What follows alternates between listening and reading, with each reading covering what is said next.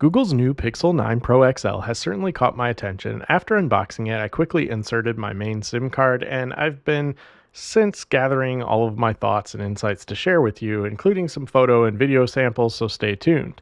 I can say with confidence that I prefer this model over the Pixel 8, 7, and 6 series from previous years, but don't be quick to assume this is just another glowing positive review. Make sure you stick around until the end for my final thoughts. After all, this is Google's best Pixel to date, but it's still a Pixel. While many are quick to label it Phone of the Year, I believe it still faces a tough road ahead with some strong competition, especially now that Google has launched it earlier this year in August. I'm really impressed with the build and the design this year, but it bears a striking resemblance to the iPhone 13 Pro or 14 Pro series. I've lost count of how many people in public have asked me if I'm using a new iPhone. I mean, at first glance, those shiny rails make it really hard to distinguish from an iPhone until you notice the pill-shaped visor that Google has stuck with in their design language. Although now it closely resembles the Nest doorbell, it also attracts an excessive amount of dust and debris, leaving me constantly cleaning it. The visor does help prevent from wobbling though when you put the device down on a table. In terms of battery life, the Pixel 9 Pro XL easily delivers 8 hours of screen on time, keeping me powered for a full day or even a day and a half. However, charging is still slower compared to most of its competitors.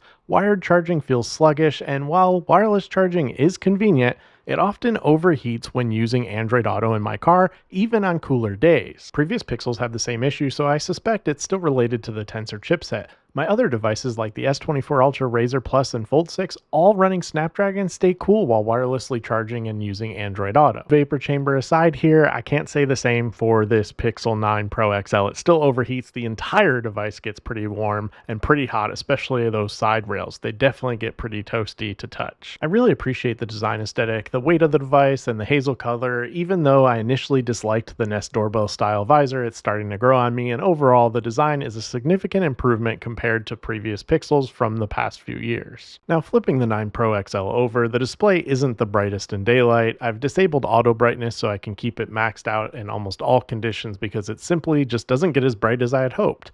I'm not sure where Google got their nits measurement from, but I honestly don't think that it performs that well in direct sunlight. The display is smooth with its 120Hz refresh rate, but I can still notice some stutter and lag when scrolling through various apps like X. This has been a consistent issue that I've experienced across all of Google's Tensor-powered Pixels, not just the 9 Pro XL here. Speaking of Tensor, the 9 Pro XL handles most daily tasks well, but you honestly won't notice much of a difference compared to previous Pixels. The performance boost is minimal, and I still find Snapdragon devices in my current rotation to offer smoother experiences, whether for everyday tasks, multitasking, or heavy workloads. For most users, this device will perform adequately if you're upgrading from an older model. However, if you're coming from a recent Snapdragon device from the last couple of years, you might find yourself questioning why this feels slower. I can't wait for Google's own chipset to see how those perform. I understand setting themselves apart, creating their own chipset is the overall goal, so I do look forward to that in the future, but for right now, for me personally, Tensor just still isn't it. Consuming media on the 9 Pro XL is quite immersive, and the speakers are clear, though I wish they were a bit louder. It might be my age, but even at 75% volume, I sometimes struggle to hear certain content, which can be frustrating. However, the display, especially indoors, looks fantastic, and I've really enjoyed watching content on this device. Maybe it's the symmetrical bezels or this overall design, but I do love this display for watching and consuming media content. I haven't had any issues with this display in terms of consuming media. Again, just wish the volume was a little bit louder on the speakers, but overall that display looks excellent. You do have a nice IP rating here for water and dust resistance, which is great. I go without a case, as you can see throughout this video.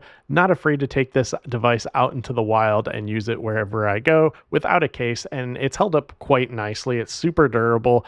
No concerns or issues with the overall build in terms of the physical hardware here. I think Google did, again, a pretty phenomenal job here in terms of the overall hardware, and it's going to be durable for years to come. All right, so we have to talk about all of the Pixel experience features that are baked into, well, all of the Pixel phones, but more importantly, the Pixel 9 Pro XL here. Tons of features in this device. Google does not spare in terms of overall intelligence in this device. Aside from just AI, there's other great features baked into the software here to ensure that you're going to get a pretty smooth experience. Again, I think a lot of that makes up for Tensor's shortcomings, which again, I think kind of speaks to what you're getting here in terms of that pixel experience. If that's what you're looking for in an Android device, you're definitely going to get a pretty solid experience there. One thing you're going to want to do though, speaking about that display again, you're going to want to go and move it from high resolution to full resolution in the display settings. So out of the box, it's not at full resolution. I recommend switching that immediately. And then diving into a few other features here, you have the Pixel Studio, which you can utilize some of Google's AI features to generate images. Now, for me personally, this is kind of gimmicky. I mean, it's fun to try once or twice here or there, and I see a lot of other creators going really head first into all of this AI.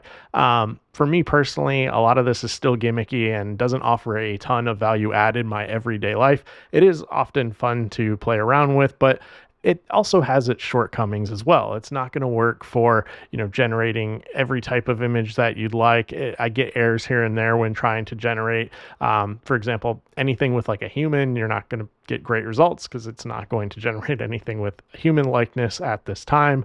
But playing around with this, it is fun. It is an interesting kind of party trick, I think, to show your friends, but it's not something I personally would use on a regular basis. And it's not a feature that sells me on this phone whatsoever. I mean, quite honestly, it's probably the last thing I'm thinking about when I'm buying a phone. Features like circle to search here are awesome, but they're not native to just Pixel devices. They're also available on devices like Samsung, for example, but it comes in hand, like finding this creepy spider in my house and wondering what type of spider it was. Circle to search is super easy to use, and it's something that I do use often, but again, it's not something that's just Pixel specific, and it is on other devices. I do like the new screen recording app here. I'm able to record a single app, or like the one you saw previously for circle to search, or I can record the entire screen, which is really nice. Then there's Google's Recorder app, which I use all the time. This is an excellent app. Still use it, still love it here on this device. Then we have the interesting, thermometer that I don't think will ever appear on another Pixel in the future. I don't use that very often. Features I use the most, and the main reason I enjoy using a Pixel, is for the plethora of call